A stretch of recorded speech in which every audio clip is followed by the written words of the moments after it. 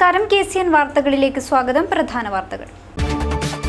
മൂന്നാറിലെ കയ്യേറ്റം ഒഴിപ്പിക്കലുമായി മുന്നോട്ടു പോകുമെന്ന് റവന്യൂ മന്ത്രി ഇ ചന്ദ്രശേഖരൻ കാഞ്ഞങ്ങാട്ട്. കയ്യേറ്റം ഒഴിപ്പിക്കണം എന്നു തന്നെയാണ് സർക്കാർ തീരുമാനമെന്നും അക്കാര്യത്തിൽ യാതൊരു സംശയവും വേണ്ട എന്നും മന്ത്രി. നിയന്ത്രണം വിട്ട ലോറി മറിഞ്ഞ് ഡ്രൈവർ പുഴയിൽ വീണ് മരണപ്പെട്ടു. ചന്ദ്രഗിരി പാലത്തിൽ ശനിയാഴ്ച രാവിലെയായിരുന്നു അപകടം.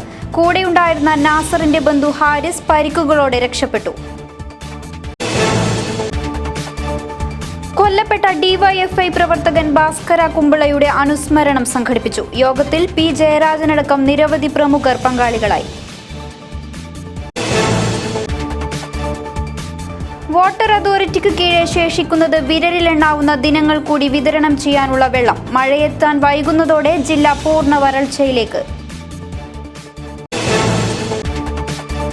നഗരപ്രദേശങ്ങളിൽ രാത്രിയാകുന്നതോടെ കടകമ്പോളങ്ങൾ അടഞ്ഞുകിടക്കുന്നതിന് വിരാമമാകും. ഗതാഗത സൗകര്യം ഏർപ്പെടുത്താനും സാധ്യത. മുസ്ലിം ലീഗ് നേതാക്കൾ ഇതു സംബന്ധിച്ച് കലക്ടർ ഉൾപ്പെടെയുള്ളവർക്ക് നിവേദനം നൽകി. പുഴയോരവും കടലോരവും കയ്യേറി റിസോർട്ടുകളും സ്ഥാപനങ്ങളും നിർമ്മിക്കുന്നവർക്ക് തിരിച്ചടി. കാസർഗോഡ് കണ്ടൽ വനങ്ങൾ റിസർവ് ഫോറസ്റ്റാക്കി പ്രഖ്യാപിച്ചു. കാസർഗോഡിന്റെ ജൈവ വൈവിധ്യ സംരക്ഷണത്തിന് ഇതോടെ ഉറച്ച കാൽവയ്പാകും. റവന്യൂ മന്ത്രി ഇ ചന്ദ്രശേഖരൻ സ്വന്തം പഞ്ചായത്തിലടക്കം നിർദ്ദേശിച്ച 50ഓളം റോഡുകളുടെ പ്രവൃത്തികൾ മുടങ്ങി. എസ്റ്റിമേറ്റ് നൽകാൻ വൈകിയതാണ് പ്രവൃത്തി മുടങ്ങാൻ കാരണമായത്. വിശദമായ വാർത്തകളിലേക്ക്. മൂന്നാറിലെ കയ്യേറ്റമൊഴിപ്പിക്കലുമായി മുന്നോട്ടു പോകുമെന്ന് റവന്യൂ മന്ത്രി ഇ ചന്ദ്രശേഖരൻ. കയ്യേറ്റമൊഴിപ്പിക്കണം എന്നുതന്നെയാണ് സർക്കാർ തീരുമാനമെന്നും അക്കാര്യത്തിൽ യാതൊരു സംശയവും വേണ്ട എന്നും മന്ത്രി. കയ്യേറ്റ വിഷയവുമായി ബന്ധപ്പെട്ട് കാഞ്ഞങ്ങാട്ട് മാധ്യമപ്രവർത്തകരോട് സംസാരിക്കുകയായിരുന്നു അദ്ദേഹം. മൂന്നാറിലെ കയ്യേറ്റമൊഴിപ്പിക്കലുമായി ബന്ധപ്പെട്ടാണ് കയ്യേറ്റ ഭൂമിയിൽ സ്ഥാപിച്ച കുരിശ് നീക്കം ചെയ്തത്. ഇതുമായി ബന്ധപ്പെട്ട് 2 പേരെ പോലീസ് കസ്റ്റഡിയിലെടുത്ത് ചോദ്യം ചെയ്തു വരികയാണ്. അതിനിടെ കയ്യേറ്റം ഒഴിപ്പിക്കുന്നത് സംബന്ധിച്ച് മുഖ്യമന്ത്രി കൈക്കൊണ്ട നടപടി CPIയെ ചൊടിപ്പിച്ചിട്ടുണ്ട്. എന്നാൽ മൂന്നാറിലെ കയ്യേറ്റം ഒഴിപ്പിക്കലുമായി മുന്നോട്ടു പോകുമെന്ന് റവന്യൂ മന്ത്രി ഇ ചന്ദ്രശേഖരൻ കാഞ്ഞങ്ങാട്ട് പറഞ്ഞു. കയ്യേറ്റം ഒഴിപ്പിക്കണം എന്നത് തന്നെയാണ് സർക്കാർ തീരുമാനം. മുഖ്യമന്ത്രി അടക്കം എല്ലാവരും പങ്കെടുത്ത യോഗത്തിന്റെ തീരുമാനവും അതുതന്നെയാണ്.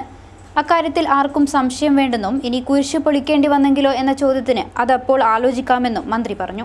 കയ്യേറ്റം യാതൊരു കാരണവശാലും അനുവദിക്കില്ല. കയ്യേറ്റം ഒഴിപ്പിക്കുമെന്ന് തന്നെയാണ് ഗവൺമെൻറ് തീരുമാനം. ഇന്നലെ മുഖ്യമന്ത്രി ഉൾപ്പെടെ റവന്യൂ മന്ത്രി ഉൾപ്പെടെ എല്ലാവരും പങ്കെടുത്ത് നടത്തിയ യോഗത്തിൻ്റെ തീരുമാനവും ഒരു കാരണവശാലും കയ്യേറ്റം അനുവദിക്കില്ല. കയ്യേറ്റം ഒഴിപ്പിക്കുക തന്നെ ചെയ്യുമെന്നാണ്. ആർക്കും സംശയം വേണ്ട. പിന്നെ ഇങ്ങനെ നിങ്ങൾ ഇതെല്ലാം പറഞ്ഞിട്ട് അപ്പുറത്തും ഇപ്പുറത്തും പറഞ്ഞ് കുഴപ്പത്തിലാക്കല, കുളത്തിലിറക്കല്ല.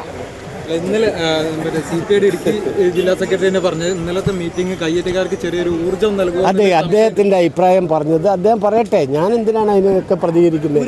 രാജ്യത്ത് എല്ലാവരും പറഞ്ഞതിന് ഞാൻ പ്രതികരിക്കണം. അതിൻ്റെ വല്ല കാര്യമുണ്ടോ? തെറ്റില്ലാന്നുള്ള നിലപാട് തന്നെയാണ് ഇപ്പോഴുള്ളത്. അല്ല, ഞാൻ പറഞ്ഞില്ല, കയ്യേറ്റം ഒഴിപ്പിച്ച് കഴിഞ്ഞു. ഇനിയും കുരിശ് പൊളിക്കേണ്ടി വന്നാലോ? അത് അപ്പോഴാലോചിക്കും. ഗോവയിൽ നിന്നും മത്സ്യം കയറ്റി ആലപ്പുഴയിലേക്ക് പോവുകയായിരുന്ന ലോറി അപകടത്തിൽപ്പെട്ട് ഡ്രൈവർ മരണപ്പെട്ടു. ചന്ദ്രഗിരി പാലത്തിൽ ശനിയാഴ്ച രാവിലെയായിരുന്നു അപകടം. ആലപ്പുഴ പുന്നപ്രയിലെ നാസറാണ് മരിച്ചത്. കൂടെയുണ്ടായിരുന്ന നാസറിന്റെ ബന്ധു ഹാരിസ് പരിക്കുകളോടെ രക്ഷപ്പെട്ടു. ശനിയാഴ്ച പുലർച്ചെ 5 മണിയോടെയാണ് അപകടം. ഗോവയിൽ നിന്നും മത്സ്യം കയറ്റി ആലപ്പുഴയിലേക്ക് പോവുകയായിരുന്ന ലോറി ചന്ദ്രഗിരി പാലത്തിന് മുകളിലെത്തിയപ്പോൾ എതിരെ വന്ന ഓട്ടോറിക്ഷയിൽ ഇടിക്കാതിരിക്കാനായി വെട്ടിച്ചപ്പോഴായിരുന്നു അപകടം. ലോറിയുടെ മുൻഭാഗം പാലത്തിലിടിച്ച് എതിർദിശയിലേക്ക് തിരിഞ്ഞിരുന്നു. ലോറി പുഴയിൽ വീഴാതെ പാലത്തിന്റെ കൈവരിയിൽ തങ്ങി നിന്നു. അപകടത്തെ തുടർന്ന് ലോറി ഡ്രൈവർ നാസർ പുഴയിലേക്ക് തെറിച്ചു വീണു. എന്നാൽ പോലീസും ഫയർഫോഴ്സും കോസ്റ്റൽ പോലീസും നാട്ടുകാരും ചേർന്ന് മണിക്കൂറുകളോളം തിരച്ചിൽ നടത്തിയെങ്കിലും നാസറിനെ കണ്ടെത്താനായില്ല. പിന്നീട് ചെമ്മനാട് പള്ളിക്ക് സമീപമുള്ള പുഴയിൽ നിന്നും മൃതദേഹം കരക്കെത്തിച്ച് കാസർഗോഡ് ജനറൽ ആശുപത്രി മോർച്ചറിയിലേക്ക് മാറ്റി. ഡ്രൈവർ ഉറങ്ങിയതാകാം അപകടത്തിന് കാരണമെന്നാണ് സൂചന.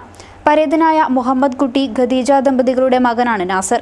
ഭാര്യ ഖമറുനിസ, മകൾ അസീബ് അസീന. മരണവിവരമറിഞ്ഞ് ബന്ധുക്കൾ ആലപ്പുഴയിൽ നിന്നും കാസർഗോട്ടേക്ക് തിരിച്ചു. സംഭവസ്ഥലം റവന്യൂ മന്ത്രി ഇ ചന്ദ്രശേഖരൻ സന്ദർശിച്ചു.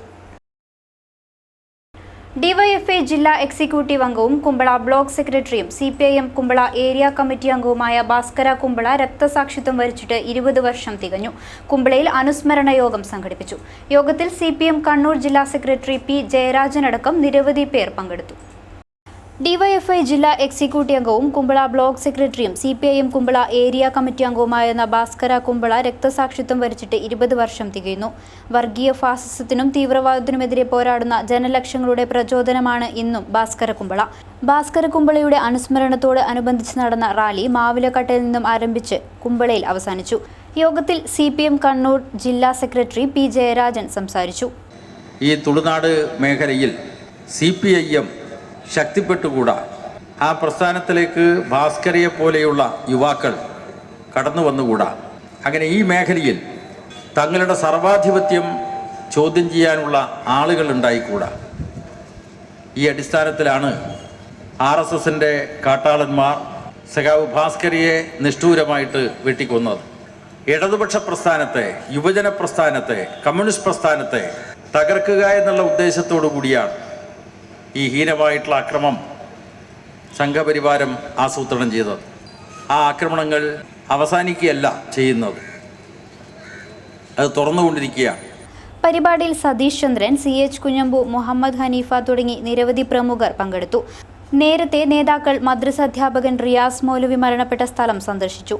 ശേഷം എടനീർ കളരി CPM പാർട്ടി ഓഫീസ് ഹാൾ ഉദ്ഘാടനവും നിർവഹിച്ചു.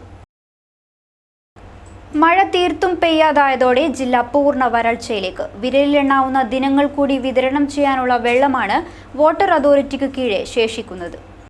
മെയ് പകുതിയോടെ ജില്ലയിലെ 8 കുടിവെള്ള പദ്ധതികളും പൂർണ്ണ വരൾച്ചയിലാകുമെന്നാണ് കരുതുന്നത്. മഴയുടെ അഭാവമാണ് ജില്ലയിലെ ജലവിതരണ ശൃംഖലയെ പൂർണ്ണമായും താറുമാറാക്കിയത്. ടാങ്കർ ലോറികളിൽ കുടിവെള്ളം എത്തിക്കുവാൻ ജല അതോറിറ്റിക്ക് കീഴെയുള്ള സംഭരണികളിൽ 8 പോയിന്റ് ജലം മാത്രമാണ് ശേഷിക്കുന്നത്. ഉപ്പിന്റെ അംശം അമിതമായി വർദ്ധിച്ചതിനാൽ ബാവിക്കരയിലെ ജലവിതരണം നിർത്തിവെച്ചിരുന്നു. അതിനാൽ നഗരപ്രദേശങ്ങളിലെ ജലവിതരണത്തിന്റെ അധിക ബാധ്യതയാണ് നീരുറവ വേഗത്തിൽ വറ്റിച്ചത്. ജില്ലയിൽ ആകെ 78 ചെറു പദ്ധതികളും 8 വലിയ പദ്ധതികളുമാണ് ജലവിതരണത്തിനായുള്ളത്. ഇതിൽ ഭൂരിഭാഗവും വറ്റി വരണ്ടിരിക്കുകയാണ്. അതോടൊപ്പം പൈപ്പ് ലൈനിൽ നിന്ന് ശുദ്ധീകരിച്ച കുടിവെള്ളം മോഷണം പോകുന്നതും ജല അതോറിറ്റിക്ക് തലവേദന സൃഷ്ടിച്ചിട്ടുണ്ട്. ഇതിനെതിരെ ആന്റി തെഫ്റ്റ് സ്ക്വാഡ് ശക്തമായ പ്രതിരോധം ആരംഭിച്ചിട്ടുണ്ട്. ഇതുവഴി കുടിവെള്ളം തോട്ടങ്ങളിലേക്കും കൃഷിയിടങ്ങളിലേക്കും മോഷ്ടിക്കുന്നത് തടയാനാകുമെന്നാണ് പ്രതീക്ഷ. നിലവിൽ രൂക്ഷമായ കുടിവെള്ളക്ഷാമം പരിഹരിക്കുവാൻ ഓരോ വാർഡുകളിലും ഓരോ ജലവിതരണ കിയോസ്ക് മാത്രമാണ് അനുവദിച്ചിട്ടുള്ളത്. എന്നാൽ ആയിരക്കണക്കിന് ജനങ്ങൾക്ക് ഒന്നെന്ന തോതിലുള്ള സംവിധാനം പര്യാപ്തമാകുമോ എന്ന ആശങ്കയും പടർന്നിട്ടുണ്ട്. News desk KCN. നഗരപ്രദേശങ്ങളിൽ രാത്രിയാകുന്നതോടെ കടകമ്പോളങ്ങൾ അടഞ്ഞുകിടക്കുന്നതിന് വിരാമമാകും. കൂടുതൽ ഗതാഗത സൗകര്യം ഏർപ്പെടുത്താനും സാധ്യത.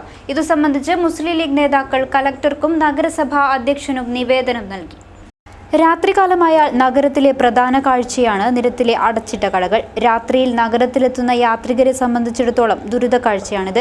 അത്യാവശ്യ ഘട്ടത്തിൽ മൊബൈൽ റീചാർജിങ്ങിന് പോലും സൗകര്യമില്ലാത്ത സ്ഥിതിവിശേഷം. അതേസമയം നഗരപ്രദേശത്ത് രാത്രി 10 മണിവരെ വ്യാപാര സ്ഥാപനങ്ങൾ തുറന്നു പ്രവർത്തിക്കുന്നതിനും നഗരത്തിൽ നിന്ന് വിവിധ ഭാഗങ്ങളിലേക്ക് ടൗണിൽ നിന്ന് ബസ് സർവീസുകൾ നടത്തുന്നതിനും നടപടി സ്വീകരിക്കണമെന്ന ആവശ്യവുമായി മുസ്ലിം ലീഗ് ജില്ലാ ട്രഷറർ, MLAയ്ക്കും കലക്ടർ തുടങ്ങിയവർക്കും നിവേദനം നൽകിയിട്ടുണ്ട്.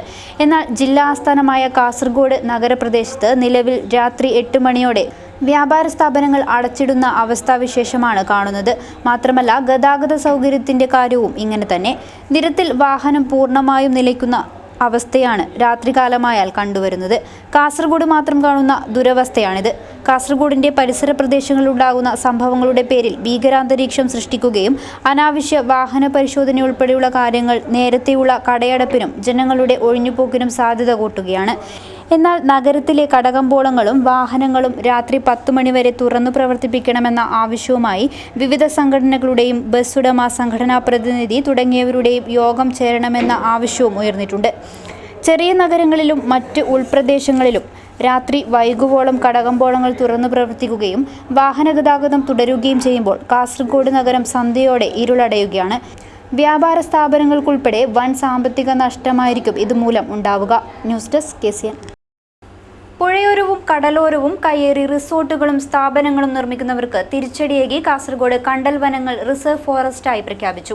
54.4 ഹെക്ടർ കണ്ടൽക്കാടാണ് സംരക്ഷിത വനമാക്കി മാറ്റിയത്. കാസർഗോഡിന്റെ ജൈവ വൈവിധ്യ സംരക്ഷണത്തിന് ഉറച്ച കാൽവെപ്പിന് തീരുമാനം.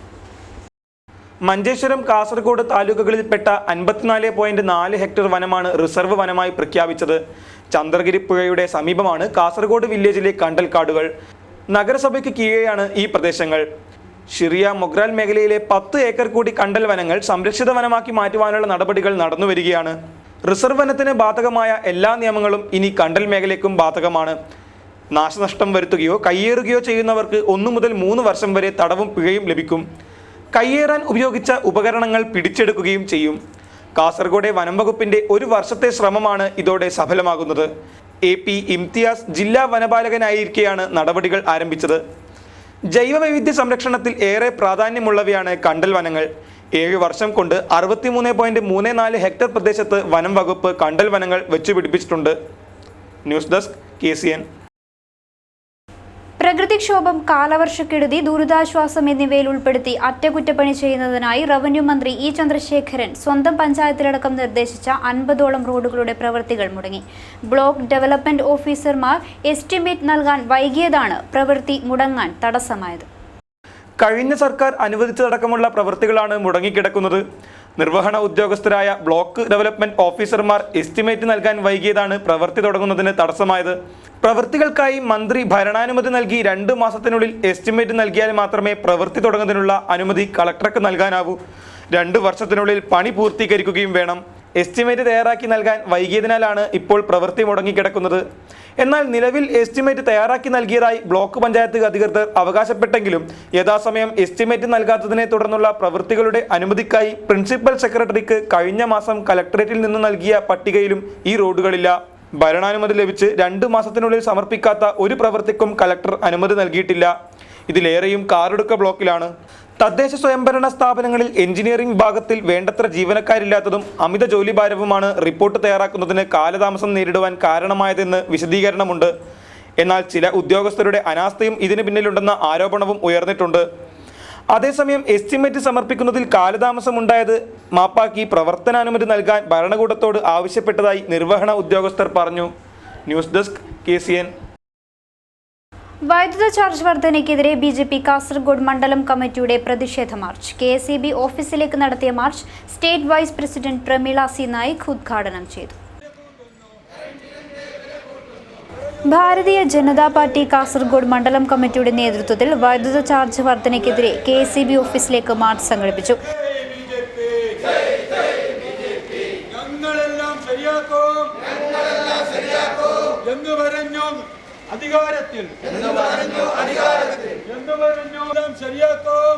State vice president Pramila C Naik March ಉದ್ಘಾಟನೆ ಮಾಡಿದರು.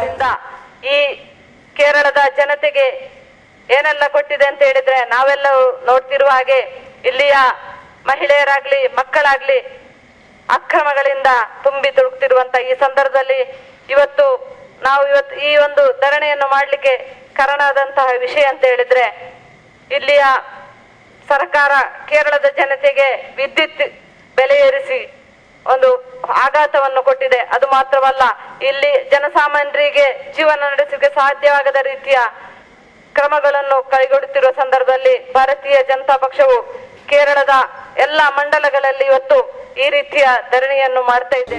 പരിപാടിയിൽ രവീശ തന്ത്രി കുണ്ടാർ, ഹരീഷ് നാരമ്പാടി, അനിത ആർ നായിക്, സുധാമ ഗൊസാഡ തുടങ്ങിയവർ സംബന്ധിച്ചു. വൈകുന്നേരമാകുന്നതോടെ ആവശ്യത്തിന് യാത്രാ സൗകര്യമില്ലാതെ യാത്രക്കാർ വലയുന്ന കാസർഗോഡ് നഗരത്തിൽ പ്രതിസന്ധി രൂക്ഷമാക്കി വാഹന വകുപ്പിന്റെ നടപടി. വേഗപ്പൂട്ടില്ലാത്ത 23ഓളം ബസ്സുകൾക്കെതിരെ നടപടി സ്വീകരിച്ചു. നടപടി യാത്രക്കാരെ പ്രതികൂലമായി ബാധിക്കില്ലെന്ന് അധികൃതർ. യാത്രാ സൗകര്യത്തിന് ക്രമേണ ജനങ്ങൾ ബുദ്ധിമുട്ടി നിൽക്കുന്ന സാഹചര്യത്തിലാണ് ബസ്സുകളുടെ അമിത വേഗത ജനങ്ങളിൽ ദുരിതം സൃഷ്ടിച്ചത്. കൃത്യസമയം പാലിക്കാതെ സമയക്രമം തെറ്റിച്ച് നിരത്തിൽ മത്സരിച്ചോടുകയാണ് ബസ്സുകൾ. എന്നാൽ വലയുന്നതാകട്ടെ സാധാരണ ജനങ്ങളും. ബസ്സിനെ മാത്രം ആശ്രയിച്ച് അത്യാവശ്യ ഘട്ടങ്ങളിൽ നിൽക്കുന്ന സാധാരണ ജനങ്ങൾക്ക് ഇത് തിരിച്ചടിയാകുന്നു. ഈ ഒരവസരത്തിലാണ് ബസ്സുകളുടെ അമിത വേഗത്തിനെതിരെ കർശന നടപടിയുമായി മോട്ടോർ വാഹന വകുപ്പ് രംഗത്തെത്തിയിരിക്കുന്നത്. ഇതിനകം തന്നെ 60ഓളം ബസ്സുകൾ പരിശോധിച്ചതിൽ വേഗപ്പൂട്ടില്ലാത്ത 23 ബസ്സുകൾക്കെതിരെ മോട്ടോർ വാഹന വകുപ്പ് നടപടിയെടുത്തതായാണ് റിപ്പോർട്ട്. കൂടാതെ വേഗപ്പൂട്ട് പ്രവർത്തനക്ഷമമല്ലാത്ത വാഹനങ്ങൾക്ക് സ്റ്റോപ്പ് മെമ്മോ നൽകി സർവീസ് നിർത്തിവെപ്പിക്കുകയും ചെയ്തു. എന്നാൽ ഫിറ്റ്നസ് സർട്ടിഫിക്കറ്റ് പോലുമില്ലാതെ നിരത്തിലോടുന്ന ബസ്സുകളും നിരവധിയാണ്. അവയ്ക്കെതിരെയും കേസെടുക്കാനാണ് കർശന നിർദ്ദേശം. അമിത വേഗതയും അനധികൃത സർവീസും നിയന്ത്രിക്കാൻ കർശന നടപടികൾ തുടരുമെന്നാണ് അധികൃതർ പറയുന്നത്. വേഗപ്പൂട്ട് പ്രവർത്തനക്ഷമമല്ലാത്തതിന്റെ പേരിൽ നടപടികൾക്ക് വിധേയമാകുന്ന ബസ് സർവീസുകൾ പരാതികൾ ഉടൻ പരിഹരിച്ച് സർവീസ് തുടരുന്നുണ്ടെന്നും സാധാരണ ജനങ്ങളുടെ യാത്രകളെ ഇത് പ്രതികൂലമായി ബാധിക്കില്ലെന്നുമാണ് അധികൃതരുടെ വാദം. News desk KCN. നെട്ടണികെ മഹോത്സവബാര ശ്രീ മഹാലിംഗേശ്വര ക്ഷേത്രം സ്വയംഭൂ ഗുഹാ പ്രവേശന മഹോത്സവം ഏപ്രിൽ 27 മുതൽ മെയ് 3 വരെ നടക്കും. വാർത്താസമ്മേളനത്തിലാണ് ഭാരവാഹികൾ ഇക്കാര്യം അറിയിച്ചത്. ഉത്സവത്തോടനുബന്ധിച്ച് ഗണപതി ഹോമം, അതിരുദ്ര മഹായാഗം, ക്ഷേത്രത്തിലെ ഉപദേവങ്ങൾക്ക് നേമോത്സവം തുടങ്ങിയവയും ഉണ്ടാകും. ನೆಟ್ಟಣಿಗೆ ಮಹತ್ವಬಾರ ಶ್ರೀ ಮಹಾಲಿಂಗೇಶ್ವರ ದೇವಸ್ಥಾನದಲ್ಲಿ ನಡೆಯುವಂಥ ಕಾರ್ಯಕ್ರಮ 12 ವರ್ಷಗಳಿಗೊಮ್ಮೆ ನಡೆಯುವಂಥ ಕಾರ್ಯಕ್ರಮ ಶ್ರೀ ಭೂತಬಲಿ ಮಹೋತ್ಸವ. ಇದರ ಅಂಗವಾಗಿ 12 ವರ್ಷಕ್ಕೊಮ್ಮೆ ನಡೆಯುವಂಥ ಸ್ವಯಂಭೂ ಗುಹಾ ಪ್ರವೇಶ. ಆ ಸ್ವಯಂಭೂ ಗುಹಾ ಪ್ರವೇಶಕ್ಕೆ ಮೊದಲುಗೊಂಡು ಈಗ ಕಳೆದ 2-3 ಸಲ ಆದಂತಹ ಸತರುದ್ರಯಾಗ, ಅದೇ ರೀತಿ ಮಹಾಯಾಗ, ಅದೇ ರೀತಿ ಈ ಸಲದ ಸ್ವಯಂಭೂ ಗುಹಾ ಪ್ರವೇಶಕ್ಕೆ ಮುನ್ನುಡಿಯಾಗಿ ಅತಿ ರುದ್ರ ಮಹಾಯಾಗ ಎನ್ನುವ ಕಾರ್ಯಕ್ರಮವನ್ನು ಹಮ್ಮಿಕೊಂಡು ಸ್ವಯಂಭೂ ಗುಹಾ ಪ್ರವೇಶಕ್ಕೆ ಒಂದು ಮುನ್ನುಡಿಯಾಗಿ ನಾವು ಹೊರಟಂಥ ಕಾರ್ಯಕ್ರಮ. ಅದು ಈಗ ಏಪ್ರಿಲ್ 28ಕ್ಕೆ ಪ್ರಾರಂಭಗೊಂಡು ಮೇ 2-3 ತಾರೀಕಿನವರೆಗೆ ನಡೆಯುವಂಥ ಈ ಮಹತ್ಕಾರ್ಯಾದಿಗಳು. വാർത്താ സമ്മേളനത്തിൽ N. ദാമോദര മണിയാണി, ചന്ദ്രശേഖര റായ്, അഖിലേഷ് നഗമുഖൻ, ചേതൻ, ശ്രീകാന്ത് നട്ടണികെ തുടങ്ങിയവർ പങ്കെടുത്തു. നുള്ളിപ്പാടി ശ്രീ അയ്യപ്പസ്വാമി ക്ഷേത്രത്തിന്റെ 6ാം പ്രതിഷ്ഠാ വാർഷിക മഹോത്സവത്തിന് തുടക്കമായി. ബ്രഹ്മശ്രീ ഉളിയത്തായ വിഷ്ണു ആശ്രയയുടെ കാർമ്മികത്വത്തിൽ 2 ദിവസങ്ങളിലായാണ് ചടങ്ങുകൾ നടക്കുന്നത്. ഏപ്രിൽ 23-ന് മഹോത്സവത്തിന് സമാപനമാകും. നുള്ളിപ്പാടി ശ്രീ അയ്യപ്പസ്വാമി ക്ഷേത്രത്തിന്റെ 6ാമത് പ്രതിഷ്ഠാ വാർഷിക മഹോത്സവത്തിന് തുടക്കമായി. ബ്രഹ്മശ്രീ ഉളിയത്തായ വിഷ്ണു ആശ്രയയുടെ കാർമ്മികത്വത്തിലായിരുന്നു ചടങ്ങുകൾ. രാവിലെ ഗണപതി ഹോമത്തോടെ ആരംഭിച്ച മഹോത്സവത്തിൽ സാമൂഹിക സത്യനാരായണ പൂജയും മഹാപൂജയും നടന്നു.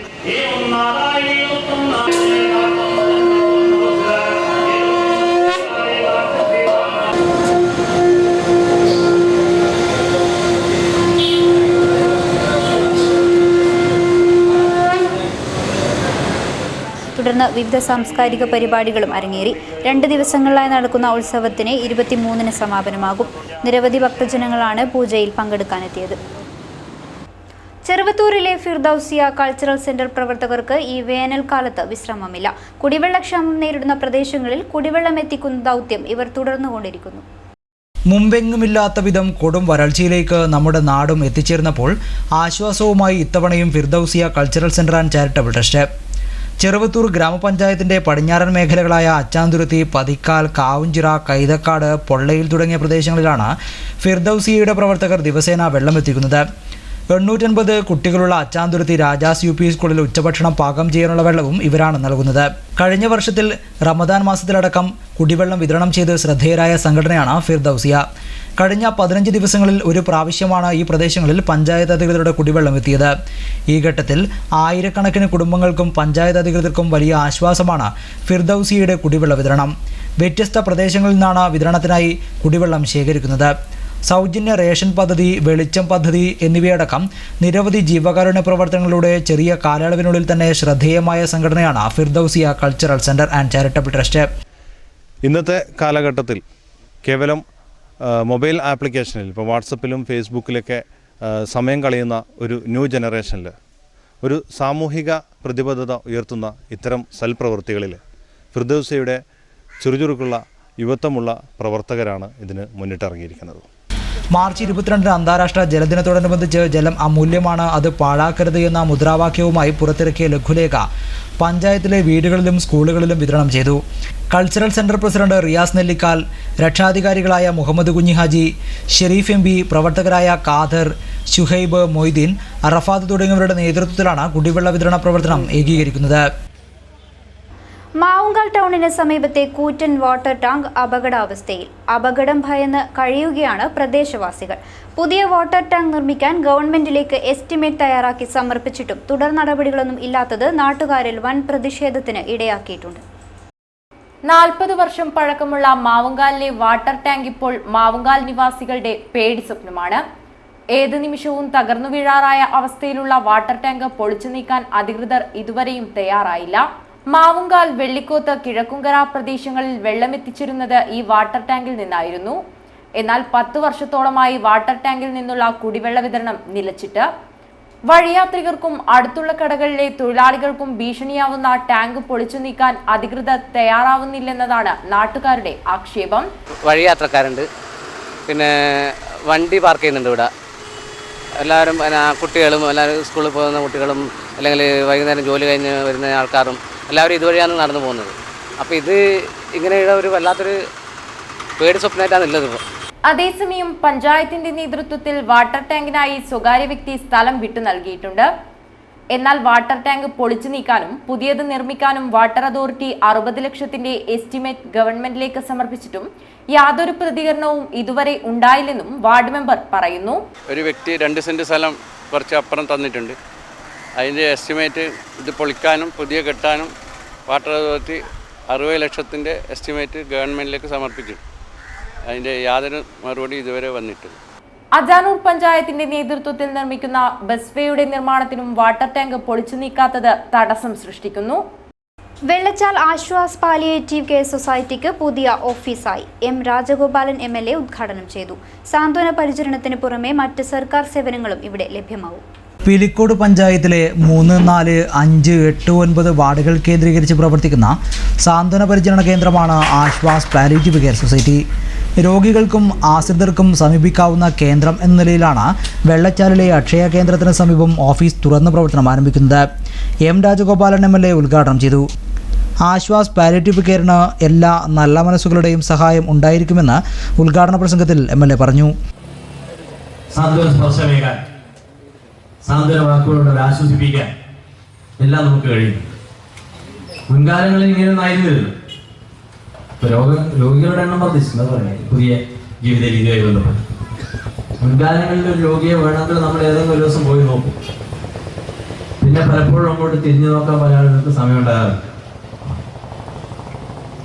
അപ്പൊ ആദ്യം കിടപ്പിലായിട്ട് ഒരു ആദ്യത്തെ ആഴ്ചയോ ആദ്യത്തെ 2-3 ദിവസമായിരിക്കും ഇയാളും സന്ദർശിക്കാൻ പോകാം. പിന്നെ ആ രോഗി ചിലപ്പോൾ 1 മാസമോ 2 മാസമോ 6 മാസമോ 1 വർഷമോ 1-2 വർഷമോ സ്ഥിരമായി കിടപ്പ് രോഗിയായി മാറുകയാണ്. Pilicode panchayat president TV Sreedharan master അധ്യക്ഷനായിരുന്നു. ചെറുവത്തൂർ സാമൂഹികാരോഗ്യ കേന്ദ്രത്തിലെ ഡോക്ടർ MJ അജയൻ ചടങ്ങിലെ മുഖ്യാതിഥിയായിരുന്നു.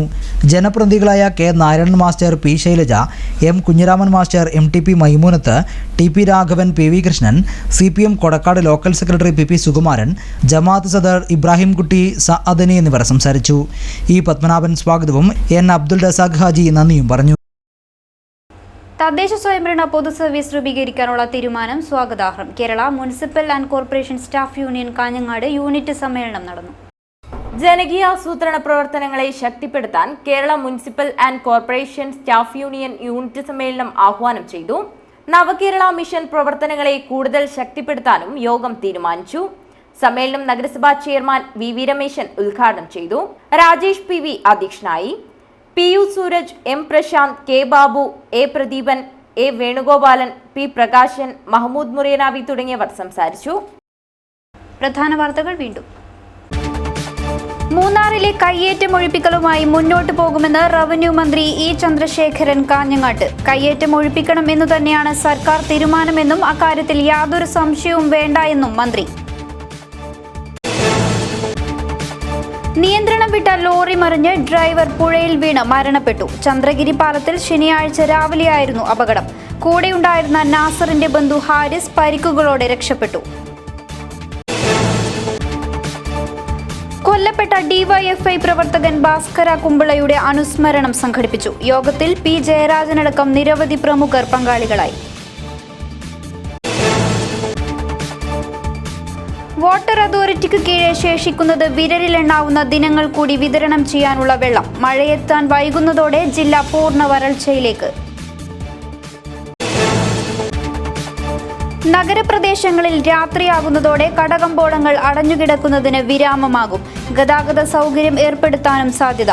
മുസ്ലിം ലീഗ് നേതാക്കൾ ഇതു സംബന്ധിച്ച് കലക്ടർ ഉൾപ്പെടെയുള്ളവർക്ക് നിവേദനം നൽകി. പുഴയോരവും കടലോരവും കയ്യേറി റിസോർട്ടുകളും സ്ഥാപനങ്ങളും നിർമ്മിക്കുന്നവർക്ക് തിരിച്ചടി. കാസർഗോഡ് കണ്ടൽ വനങ്ങൾ റിസർവ് ഫോറസ്റ്റാക്കി പ്രഖ്യാപിച്ചു. കാസർഗോഡിന്റെ ജൈവ വൈവിധ്യ സംരക്ഷണത്തിന് ഇതോടെ ഉറച്ച കാൽവയ്പാകും. റവന്യൂ മന്ത്രി ഇ ചന്ദ്രശേഖരൻ സ്വന്തം പഞ്ചായത്തിലടക്കം നിർദ്ദേശിച്ച 50ഓളം റോഡുകളുടെ പ്രവൃത്തികൾ മുടങ്ങി. എസ്റ്റിമേറ്റ് നൽകാൻ വൈകിയതാണ് പ്രവൃത്തി മുടങ്ങാൻ കാരണമായത്. വാർത്താ ബുള്ളറ്റിൻ പൂർണ്ണമാകുന്നു. നമസ്കാരം.